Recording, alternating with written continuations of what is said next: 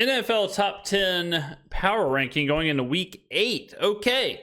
Whoopsie poopsie. I forgot 2 weeks ago to even do a top 10. And then last week I released it on my Twitter. If you're not following my Twitter, wake up and follow the Twitter. But I released last week's, so we're going to do a video for this week. My apologies. The last week with the Saints playing on Thursday night, it was hard for me to get to the top 10. But we're back. So let's go ahead and look at it. So this is last week. Okay, this is going into week 7. All right, as you can see, the top 10, some things happen. Boom, this is your new top 10. KC, Detroit, Baltimore all remain at the top. They have basically been at the top the entire season, unchanged. Minnesota loses, but it wasn't too bad of a loss. I did downgrade them, but not that severe. If you go look at the box score, where is it? So, fun game. I mean, they lost at home, which is never good, but, really, really tough opponent. If you look at the numbers, super tight game, and we're talking about 391 to 383 yards. Plays were about the same. First downs were about the same. They were actually better in YPP by a very small margin. Let's see, time of possession, we're talking about a minute off. So this was just a really good game. I mean, rushing 144 to 139, 5.3 to 6.6. Like, this is a fantastic game right here. Turnover equal. And when I talk about box scores, like if you looked at this box score, you would say, damn, this is a really close game. Could have went either way. And it's exactly how this played out. So I did downgrade them, but not that much. Buffalo just wins. How the hell I don't cover these games? I have a 10-point dog in Tennessee who gets up to a 10-0 lead. Boom. To get run out, doesn't cover. Unbelievable. Horrible weekend for me. The NFL, we've been sliding. The favorites, if the favorites cover and the public does well, I always struggle because I always look to dogs first. So I'm always looking to ugly dogs and unders. So anytime that the public goes on a big run, I usually struggle. Anyway, so Minnesota, I do drop them a tiny baby bit, but not that far. Green Bay, hell of a win, another great game. Let's go look at that box score. So we saw Green Bay and Houston, a back and forth affair that ends on a walk-off field goal. So if we look at this one, so this is a little more like 197 to 277. Nothing happening with Houston. And, I didn't drop Houston that far. Maybe I should, honestly. Maybe I should drop them while Nico Collins is out, honestly, because they're just a different kind of team without Nico Collins. As you can see here, like their leading receiver, ladies and gentlemen, they had 55 yards passing. 55 yards passing. Dalton Schultz led in receiving. Like CJ Stroud is not CJ Stroud. 10 for 22, 2.2 yards per pass. Yuck. The big difference here, remember, box scores mean something.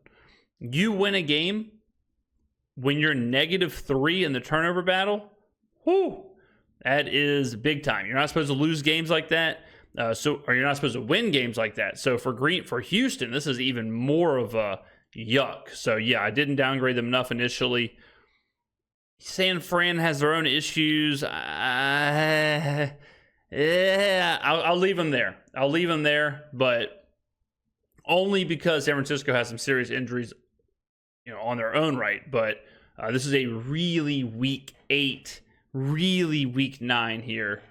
Maybe I should move them down. What do y'all think, ladies and gentlemen? That's a big jump. All right, I got to do it. Let's move them down. Let's move Seattle to 8, Houston to 9, San Francisco to 10. Actually, let's move Houston. There you go. Let's do it like this. Okay, so this is it right here. Houston's at 10, San Francisco's at 9, Seattle's at 8. The rest is the same. But, Green Bay, great game there. Green Bay, they're on a run now, and they've gotten healthy. Jordan Love's playing. He's back. He's rocking and rolling. He's kind of getting caught up to speed. Just a good team. Great coach team. Good defense. If we look at DVOA, so total DVOA, you have Baltimore, Detroit, Minnesota, KC, Buffalo. Washington is at 6. We'll talk about them. Houston is 7 still for them. Green Bay's 8. San Francisco's 9. Denver's 10. Interesting. Seattle's 11. Let's see where the defensive rank. So Green Bay is 12th defensively overall. Let's look at their splits, defensive splits here. So pass defense, Green Bay is 10. Rush defense, Green Bay is 15. So good defense, good offense. I like everything about them. Green Bay's strong. Green Bay is 6. But crazy division. Like, they're good, but they're the third best team in that division. 7, Steelers. Wow, what a performance from the Steelers against the Jets.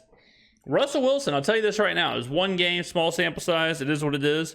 But Russell Wilson looked really, really good. Like, the Steelers offense with Russ looked strong. And I'm impressed. It just gave them a whole new wrinkle. Now, will it last? I don't know. Hard to tell. But I thought George Pickens looked better. I thought the entire offense just looked better with what Russ was doing. And you know, the Steelers defense is good. We know that. If we, again, go back to the defensive DVOA, if we're looking at the Steelers defense, 10th overall, their pass defense is 12th, and their run defense is 3rd. So, like, the Steelers are a playoff team. Like, bottom line, they are a playoff team. They are solid. And I would not have seen that coming into the season. I would not have had them ahead of Cincinnati. I for sure wouldn't have had them over Baltimore. But, I mean, they're leaps and bounds better than Cincinnati right now. They're just playing really well. And you kind of, the Steelers are one of those examples where you do have your priors, and I do weight my priors and the anchor point from the beginning of the season when I do these top 10s, but you do kind of have to, same with Minnesota, where, for the first couple of weeks, we're like, Minnesota's good, but we're waiting for them to fall off, and then they kind of stabilize, and you see the team they truly are, and which is why they're sitting at 5 and Pittsburgh's sitting at 7. So, I think right now, Pittsburgh is a playoff team. I think they are a good team. I think what they do, they can do consistently for the remainder of the year. 8, Seattle. Seattle's an interesting team because they can look really bad and then they can look really good, and they can make you think like, okay, this team is good only in certain situations. Like right now, I kind of think Seattle might only be good in like a domed kind of comfortable setting. I know Geno Smith is much better in a dome than he is outside, but this is another one here. So 339 to 369. Remember, in blowouts, you kind of have to throw the yards out. You kind of have to throw the whole box score out because one team is not trying to get yards; they're just trying to run the game out. This one was 34 to, or this one was relatively in hand for Seattle. It wasn't a blowout, but it was relatively in hand. 6.1 yards per play to 5.2. This is again neg 3 in the turnover margin for Atlanta. So this is a box score that fits the bill. Like, yep, okay, Seattle had better YPP and they're +3 in the turnover. Yep, that equates to a 20-point win. So throwing Seattle back in there. Seattle's an interesting team because at the beginning of the year, I was like, man, this is a dark horse team. Like, this is a team that can win games. And then they kind of went on a skid there. Tough loss against the Lions. And tough by, embarrassing. But they have slipped back in there. And San Fran and Houston fall. Houston, we went over them. San Fran falls, same thing. Like, at some point, yes, it was a bad loss to KC. And they were originally 5 last week. But, at some point, you are down everybody. And Debo, today, he was released from the hospital. So there was some concern that he may have lingering lung damage because it was pneumonia. So we'll see about that. But he was released from the hospital. So we'll see how long he's out. But Brandon Ayuk out for the season. Christian McCaffrey, will he ever play again? Big problems across the front for them.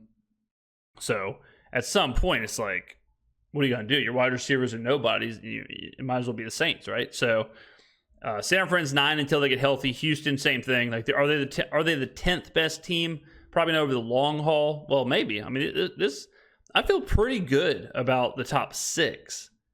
I would go ahead and make a semi-decent sized wager that the top 6 remains relatively unchanged. I think maybe Minnesota could fall out, or Buffalo, and maybe San Francisco could get back in there if they get healthy.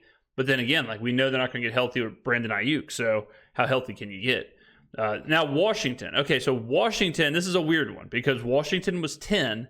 They win 40-7, but I dropped them.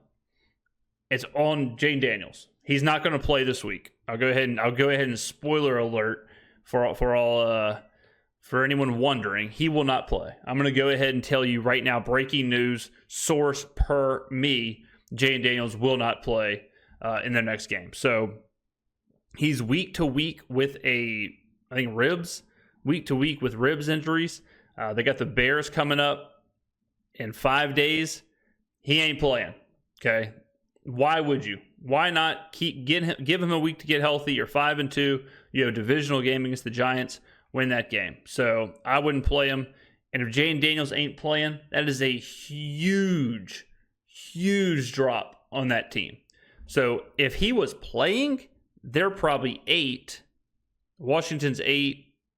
And then it'd probably go Seattle 9, Frisco 10, Houston would be out.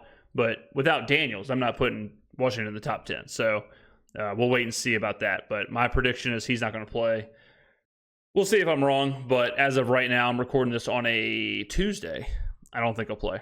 If I had to do honorable mentions, Washington would be in there with an asterisk because of the Daniels thing. The Bucks, they're in that area, but their season's kind of cooked.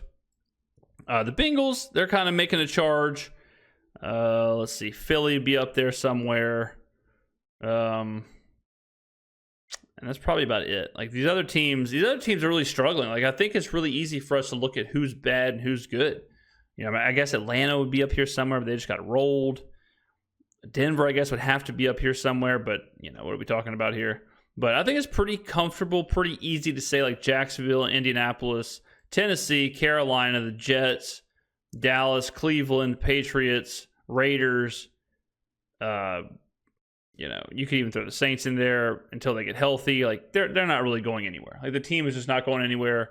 They just have holes everywhere. So it is what it is. But that's my top 10 going into week 8. As always, go in the comments below. Let me know what your top 10 is. Where you agree, where you disagree. Who would you move around in this ranking? Thank you very much for watching, ladies and gentlemen. And I will see you in the next video.